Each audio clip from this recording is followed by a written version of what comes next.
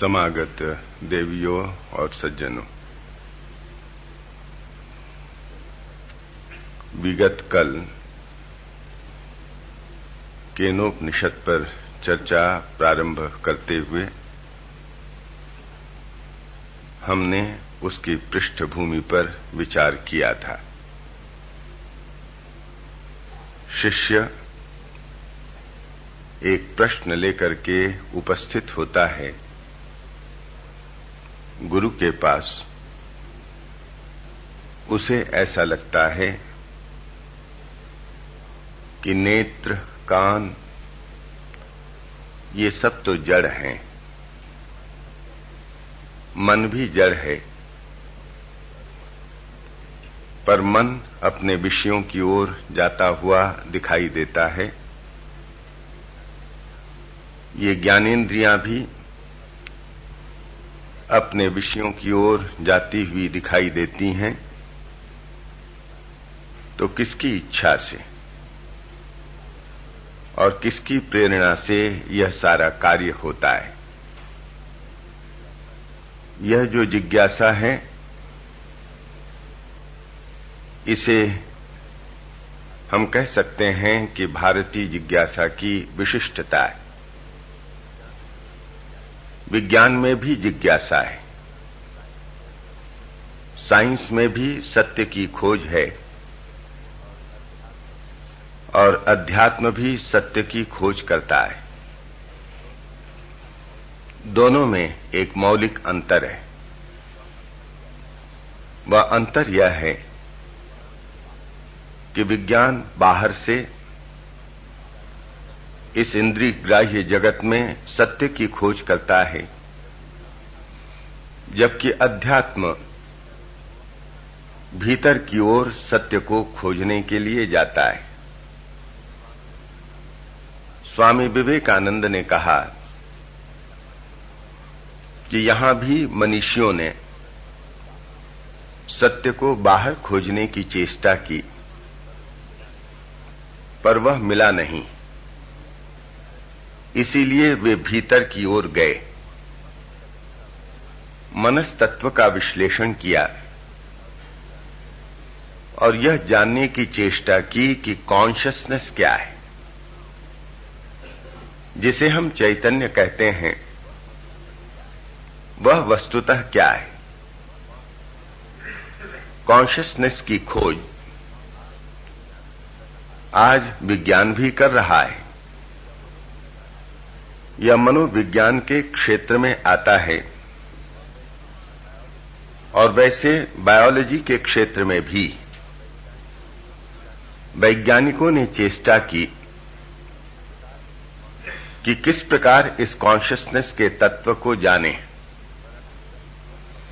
पर अभी तक वह पकड़ में तो आया नहीं। पियरे टेलार्ड डी शार्डिन या शार्डां, CHARDIN, ये बड़े एक वैज्ञानिक हो गए हैं, पैलियोंटोलॉजिस्ट, सर्जन और पादरी। इन्होंने कई पुस्तकें लिखी हैं। इनकी एक पुस्तक बड़ी प्रसिद्ध हुई है, द फेनोमेनॉन ऑफ मैन, और वहां पर उन्होंने मनुष्य को समझने का प्रयास किया है कि मनुष्य क्या है। दो स्तरों पर वे यह प्रयास करते हैं। एक स्तर वह है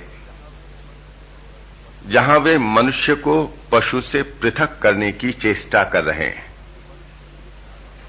कि मनुष्य किन अर्थों में पशु से भिन्न है। एक दूसरा अर्थ और स्तर यह है कि जहां वे जड़ और चेतन में भेद स्थापित करने का प्रयास कर रहे हैं। यह जो चैतन्य दिखाई देता है पशु और मनुष्य के भीतर, जो किसी जड़ वस्तु में दिखाई नहीं देता, यह चैतन्य या कॉन्शियसनेस क्या है? उनका एक वाक्य है बहुत महत्वपूर्ण वे कहते हैं कि consciousness can never be experienced in plural. चैतन्य का अनुभव बहुवचन में कभी नहीं होता, उसका अनुभव एक वचन में ही होता है। इसका तात्पर्य यह है कि जहां भी चैतन्य का स्पंदन दिखाई देता है, भले ही वह स्पंदन असंख्य नाम रूपों के माध्यम से हो, तो नाम और रूप में असंख्यता हो सकती है, पर जिस चैतन्य के माध्यम से ये नाम और रूप चैतन्य मालूम पड़ते हैं, वह अंतर्निहित चैतन्य सिंगुलर है, वह केवल एक है। और इस प्रकार उन्होंने कॉन्शियसनेस की दो धारणा हमारे समक्ष रखी, वह ठीक हमारी धारणा के साथ मेल खाती है। तो यहां जो शिष्य प्रश्न पूछ रहा है, पूछने का तरीका विलक्षण है। उसे ऐसा लगता है कि एक चैतन्य तत्व है, संसार तो दिखाई देता है, पर दिखाई देने वाला संसार जड़ है। मेरा शरीर आज चैतन्य दिखाई देता है, जिस दिन मैं मृत्यु को प्राप्त होऊंगा यह तो मुर्दा पड़ा रहेगा, चैतन्य वहां पर नहीं है। तो वह चैतन्य था, किसी एक शक्ति के कारण दिखाई देता था, वह शक्ति नहीं दिखाई देती तो वह मुर्दा पड़ जाता है। संसार में जितने भी रूप दिखाई देते हैं, वे सब इसी प्रकार के हैं। तो यह शिष्य उस चैतन्य तत्व को जानना चाहता है कि वह कॉन्शियसनेस क्या है, और इसलिए वह परीक्षा करता है, प्रश्न पूछ रहा है, केनेशितम पतति प्रेषितम मना। यह मन जो जाता है अपने विषयों की ओर किसकी इच्छा से और किसकी प्रेरणा से? मानो उसी चैतन्य को पकड़ने की इच्छा, प्रश्न के माध्यम से। केन प्राणः प्रथमः प्रैतियुक्तः, इस प्रथम प्राण को किसने इस प्रकार से प्रेरित किया है कि वह प्राण चलता है? केनेशिताम वाचमिमाम वदंती, वाचा बोलती है तो किसकी इच्छा से बोलती है? आप थोड़ा सा चिंतन करेंगे तो यह एक विलक्षण साधना का सूत्र हाथ में आता दिखाई देता है कि साधक बस बैठा है, भले ही यहां पर वह गुरु से प्रश्न करता दिखाई देता है, परंतु हम ऐसा भी मान सकते हैं कि वह अपने आप से ही पूछ रहा है। अच्छा, यह जो मन विषयों की ओर जाता है, किसकी इच्छा से जाता है? जैसे मैं अपने मन में यह प्रश्न पूछ रहा हूं, आंखें देखती हैं तो किसकी इच्छा से देखती हैं? ऐसा विचार मैं करता हूं और मैं गहराई में उतरता हूं, अपने भीतर जाने की चेष्टा करता हूं। भौतिक विज्ञान बाहर के संसार को देखता है और बाहर से सत्य को पाने की चेष्टा करता है, पर यह जो अध्यात्म का विज्ञान है, यहां तो मनुष्य को अपने भीतर जाना होता है। मन क्या है इसकी समझ लेनी पड़ती है। तो इस प्रक्रिया से मानो साधक भीतर के अंतःकरण के तत्व को जानना चाहता है। लिंकन बार्नेट हो गए, उन्होंने आइंस्टाइन पर एक बहुत सुंदर और छोटी पुस्तिका लिखी, the universe and doctor Einstein. वहां पर उन्होंने डॉक्टर आइंस्टाइन के समय तक जितने भी भौतिक विज्ञान के क्षेत्र में अनुसंधान हुए उनका उल्लेख किया है, समस्याओं का उल्लेख किया है जो भौतिकी के क्षेत्र में विद्यमान है। और वे यह कहते हैं कि इन समस्याओं का समाधान तब तक नहीं होगा जब तक एक मौलिक समस्या का समाधान नहीं हो जाता है। वह मौलिक समस्या क्या है? लिंकन बार्नेट की दृष्टि में, लिंकन बार्नेट वैज्ञानिक है, विज्ञान पर कॉलम लिखा करते हैं। तो वे कहते हैं कि मौलिक समस्या यह मनुष्य ही है। Man is his own greatest mystery. और वहां पर वे यह कहते हैं एक बहुत बड़ी विडंबना मनुष्य के साथ है। वह विडंबना क्या है कि मनुष्य जिस मन के सहारे दुनिया की सारी चीजों को जानने की इच्छा करता है, उस मन को जानने की कभी इच्छा नहीं करता कि यह मन है क्या।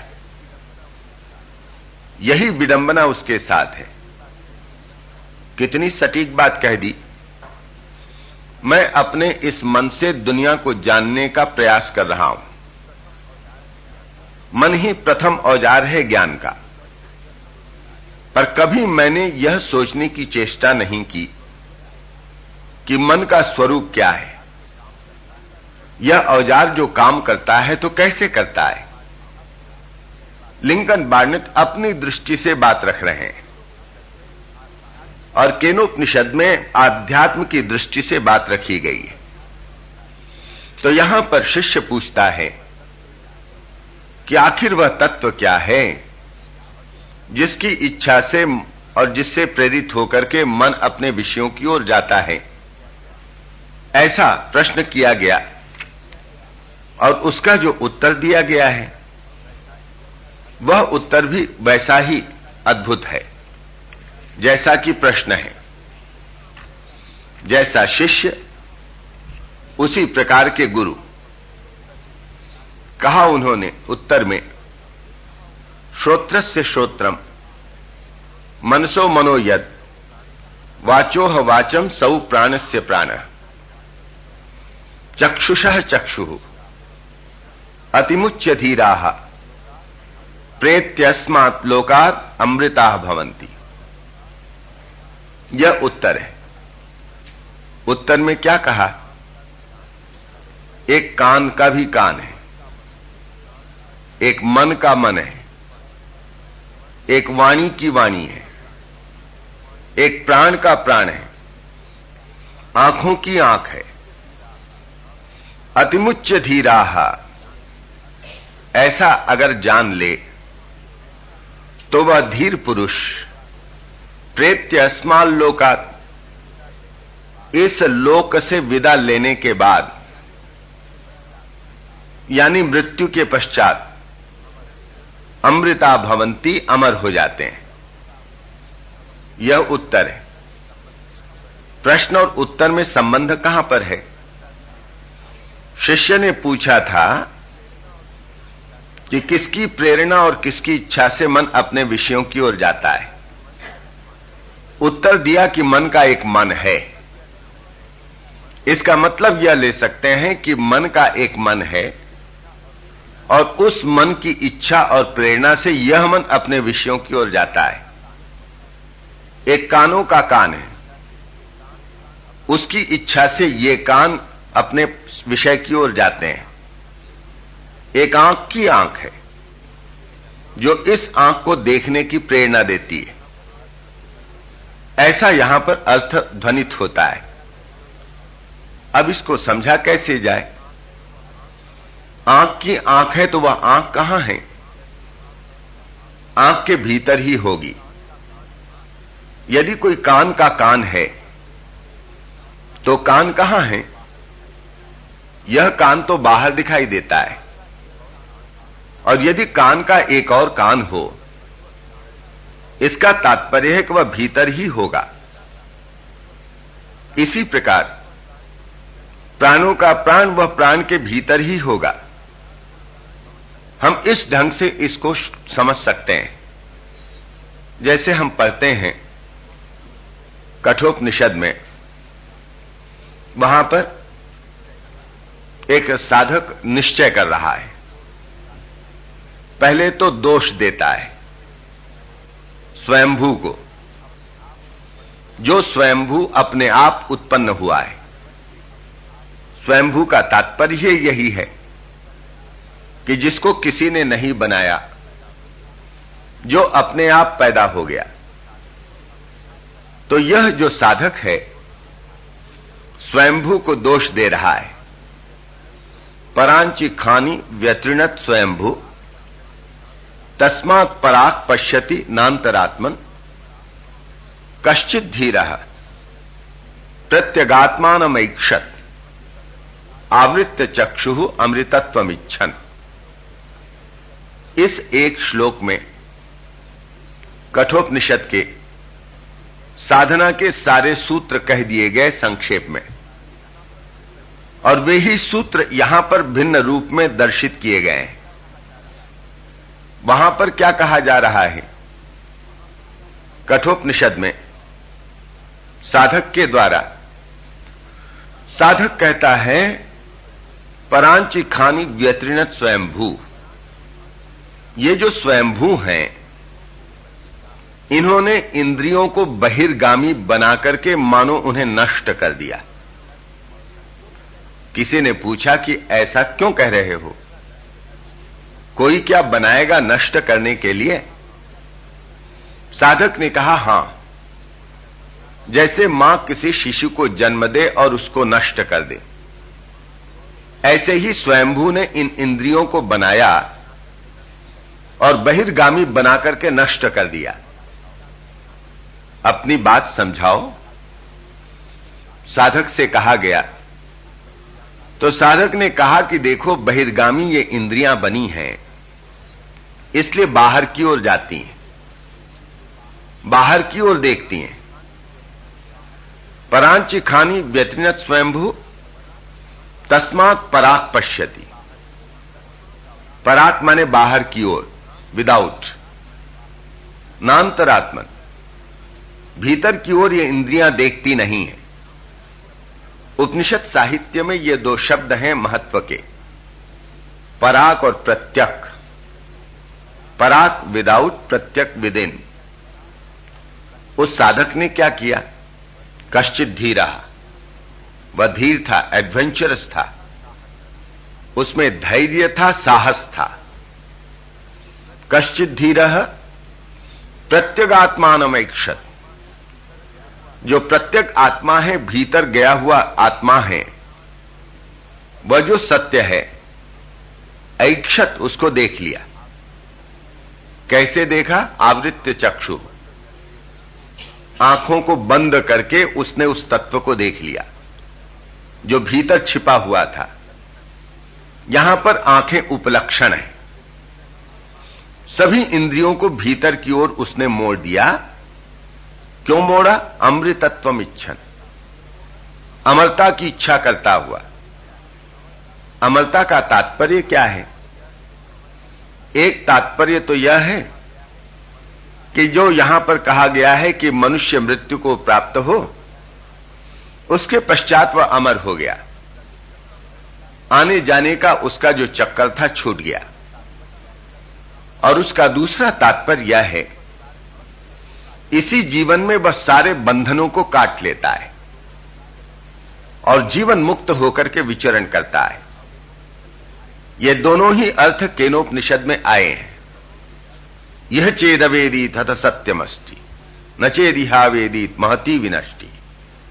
यह केनोपनिषद ही कहता है, इसी जीवन में उस सत्य को जान लो तो महान लाभ है, और नहीं जाना तो महान विनाश है। ये दोनों प्रकार के अर्थ केनोपनिषद में आए हैं अमरता के संदर्भ में। तो यहां पर भी ठीक वही बात प्रकारांतर से कही जा रही है। शिष्य ने पृच्छा की कि वह तत्व कौन सा है जिसकी इच्छा और प्रेरणा से इंद्रियां काम करती हैं, मन काम करता है। तो गुरु ने कहा कि देखो, आंखों की आंख, कानों का कान, प्राण का प्राण, मन का मन, वाणी की वाणी, भीतर की ओर ले जाने का वह प्रयास। जैसे एक सामान्य उदाहरण दें भौतिक उदाहरण है, लौकिक उदाहरण। अच्छा, यह बल्ब किसकी प्रेरणा से और किसकी इच्छा से जलता है? पंखा किसकी इच्छा से डोलता है? हीटर किसकी इच्छा से काम करता है? कूलर किसकी इच्छा से चलता है, प्रेरित होता है?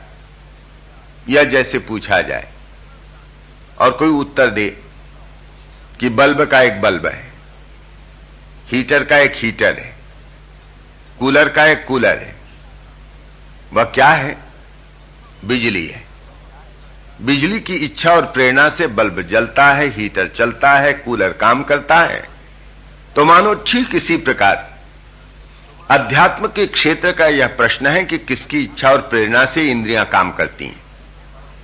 तो गुरु ने बताया कि आंखों की आंख, कानों का कान, भीतर चलो, यह कहा गया। अच्छा गुरुजी, आपने तो कहा कि एक आंखों की आंख, कानों का कान, मन का मन, तो फिर उसको कैसे जाने कि जैसे आंखों की आंख, तो क्या उसको देख सकते हैं?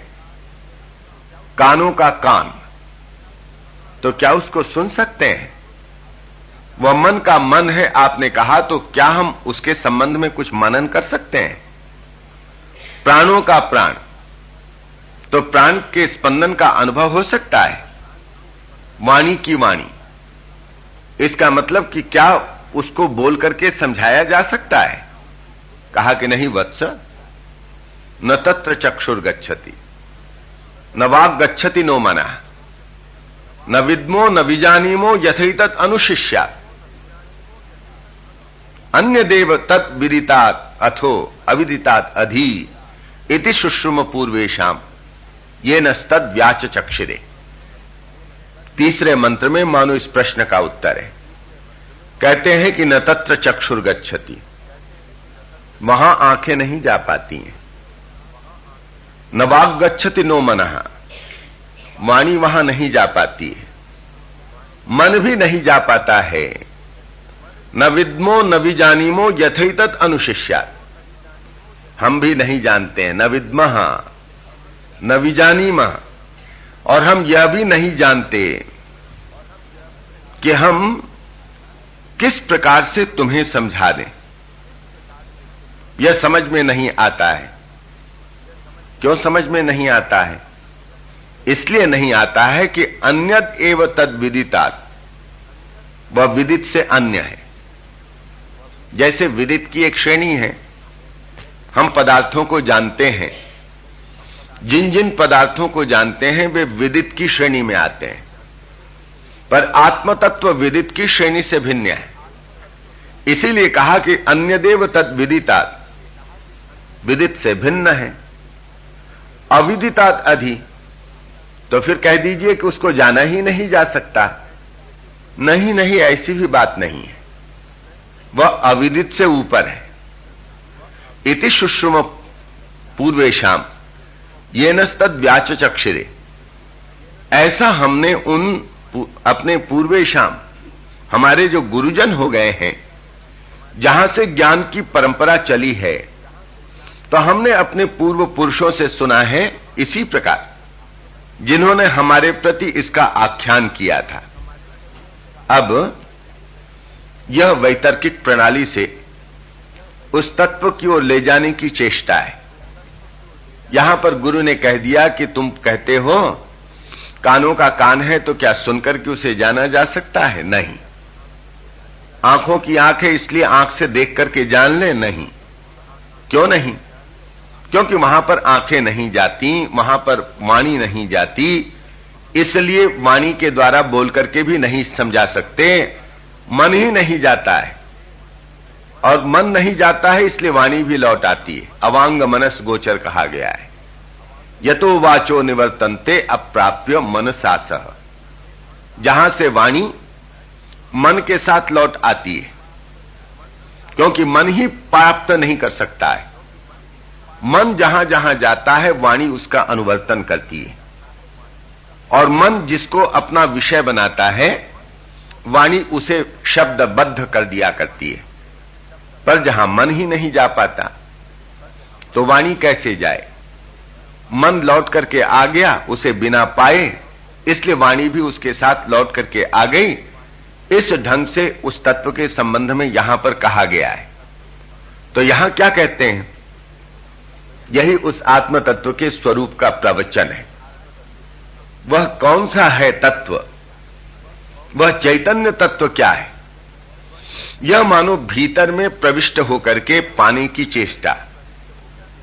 जैसे श्री रामकृष्ण एक बहुत सुंदर बात कहते थे, देखो संसार में सारी चीजें झूठी हो गईं, एक ब्रह्म वस्तु ही झूठी नहीं हुई। कोई बोल करके बता नहीं सका आज तक। झूठी का मतलब क्या है? किसी वस्तु को ओठों से लगा दे तो वस्तु झूठी हो जाती है। तो अभी तक कोई बोल करके नहीं बता सका कि ब्रह्म कैसा है, और इसलिए ब्रह्म वस्तु झूठी नहीं हुई। संसार की सारी चीजें झूठी हो गईं, शास्त्र झूठे हो गए, पर ब्रह्म वस्तु झूठी नहीं हुई। ठीक यहां पर वही है, बोल करके कोई बता नहीं सका। तो बता नहीं सका, इसीलिए बहुत कठिनाई है कि तुम्हें मैं कैसे समझाऊं। जिसको वाणी के द्वारा बताया नहीं जा सकता, तो उसे मैं समझाऊं कैसे कि वह तत्व कैसा है? तो फिर मान लेना गुरुजी कि वह अविदित है। कह दीजिए कि उसको जाना ही नहीं जा सकता है। नहीं नहीं, वह भी ठीक नहीं है, वह अविदित की श्रेणी से ऊपर है। तो फिर विदित विदित से भिन्न है। यहां पर इस ढंग से समझाया गया, वह विदित से भिन्न और अविदित से ऊपर। इसका मतलब यह है, यहां पर बताएंगे धीरे धीरे आगे चल करके कि वह किस प्रकार अनुभूति में आता है। जो ब्रह्म है या आत्मवस्तु है या चैतन्य है, वह अनुभूति का विषय है, वाणी का विषय नहीं है। मन जाकर के उसके स्वरूप का आकलन नहीं कर पाता है। जैसे श्रुतियों में आप पढ़ेंगे, कभी तो यह कहा जाएगा, जैसे यहां पर कहा गया है कि मन वहां नहीं जा पाता है, और फिर यह भी कहा गया है कि मनसैव अनुद्रष्टव्यः, मन के द्वारा ही उसका दर्शन किया जाता है। अब ये विरोधी बातें मालूम पड़ती हैं। एक स्थान पर कहो कि मन वहां नहीं जाता है, और दूसरे स्थान पर कहो कि वह मन के द्वारा ही अनुद्रष्टव्य, अनुभव में आता है। फिर मतलब क्या है? तो उसका आचार्य शंकर ने बहुत सुंदर अर्थ किया है। जब मन शुद्ध हो जाता है, तब वह उस तत्व के दर्शन करने में समर्थ होता है। आज हमारा मन मलिन है, मलिन मन से उसका अनुभव नहीं होता है, पर किससे होता है? जब बुद्धि सूक्ष्म हो गई, मन पवित्र हो गया, तब वह उस तत्व को देखने का अधिकारी होता है। मन के भीतर में अनंत शक्ति है, पर उस शक्ति का आज हमें बोध नहीं हो रहा है। क्यों नहीं होता है? इसलिए कि मन के बहुत से अग्र हैं, मन बिखरा हुआ है, इसलिए उसमें भोथरापन है, पैनापन नहीं है। पर यदि हम किसी उपाय से मन को एकाग्र करें और एकाग्र करके उसके अपने ऊपर लगा दें, अपने ऊपर माने भीतर ही मन को हमने एकाग्र किया और भीतर ही हमने मन के ऊपर उसे लगा दिया, केंद्रित कर दिया, तब क्या होता है? तब उसमें बड़ी पेनिट्रेटिंग पावर आ जाती है और वह फिर अपनी ही परतों को काटने लगता है। यह विलक्षण सिद्धांत है और साधना की प्रक्रिया है अध्यात्म के क्षेत्र में। जैसे हमारा मन एकाग्र तो होता है, पर अपनी रुचि के विषय में। यदि मुझे संगीत में रुचि है तो मैं अपने मन को संगीत में एकाग्र करता हूं। यदि चित्रकारी में रुचि है तो मैं मन को चित्रकारी में एकाग्र करता हूं। एकाग्र करने का क्या मतलब? दीन दुनिया से अपने मन को हटा करके मैं चित्रकारी में निविष्ट करता हूं। इसलिए बहुत बढ़िया चित्र अंकित हो जाता है। आप देखेंगे कि जो व्यक्ति जिस विद्या में माहिर है उसमें उसका मन एकाग्र हो जाता है, उसकी रुचि है। पर यह जो ध्यान की एकाग्रता है, जिसके सहारे आत्म तत्व का बोध होता है, उस एकाग्रता का लक्षण अलग है। वह अलग लक्षण क्या है?